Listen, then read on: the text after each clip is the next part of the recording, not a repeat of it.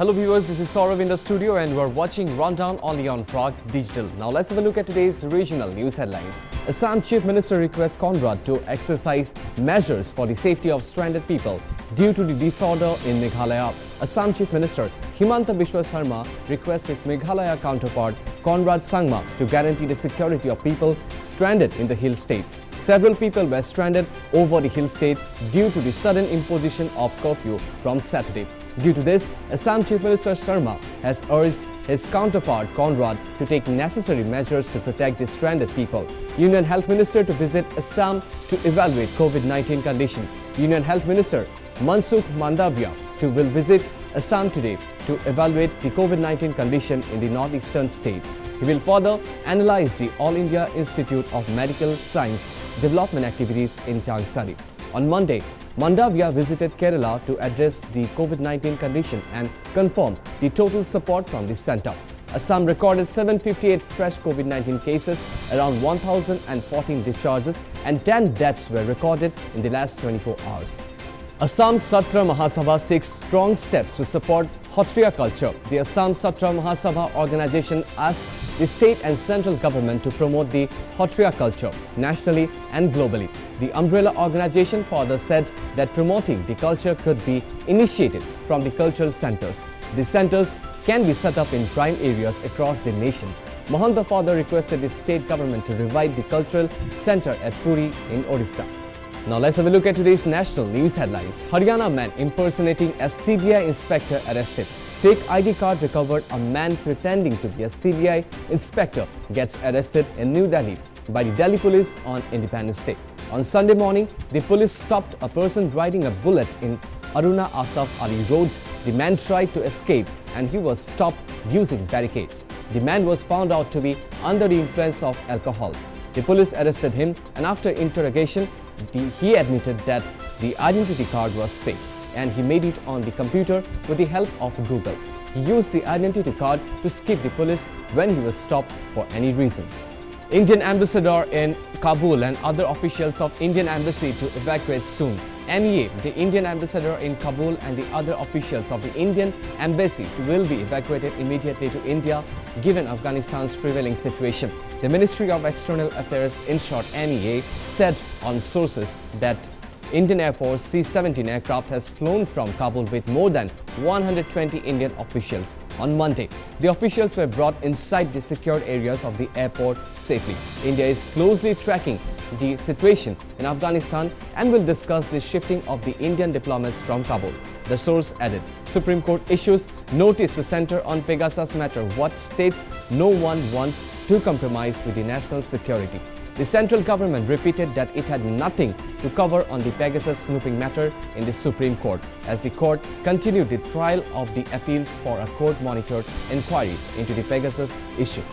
Solicitor General Tushar Mehta told the centre that the matter involves national security. Moreover, the Solicitor General clarified that the matter has to be carried out by a panel and it cannot be questioned in public. He further alleged that some web portals were making stories that some software was used. The Supreme Court then issued a notice to the centre in response to the batch of PILs asking a court-monitored inquiry into the alleged practice of Pegasus.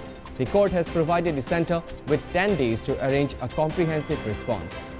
Now let's have a look at today's international news headlines. Pakistan worried as Taliban releases anti-Pakistan militants after taking over Afghanistan.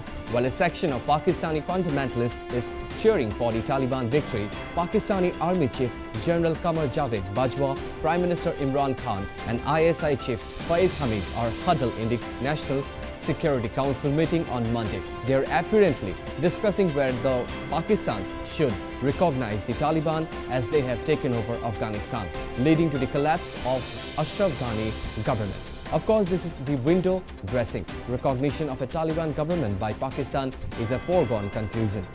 Businesses shut as people stay indoors on day one of Taliban Emirate. The first day of what the Taliban calls the Islamic Emirate of Afghanistan saw Kabul, a bustling metropolis of 6 million, turned into a slow, male-dominated city without police or traffic controls and with shuttered businesses everywhere. A city that only 48 hours ago was jam-packed with cars and hundreds of people lining up outside banks, visa processing offices and travel agencies has come to a near standstill.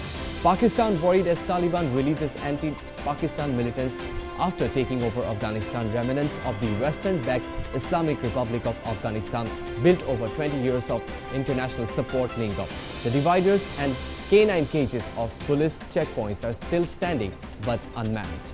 Afghan President Ashraf Ghani flees with 4 cars, helicopter filled with cash. The Russian embassy in Kabul has said that the Afghanistan President Ashraf Ghani had fled the country with 4 cars and a helicopter full of cash and had to leave some money behind as it would not fit in.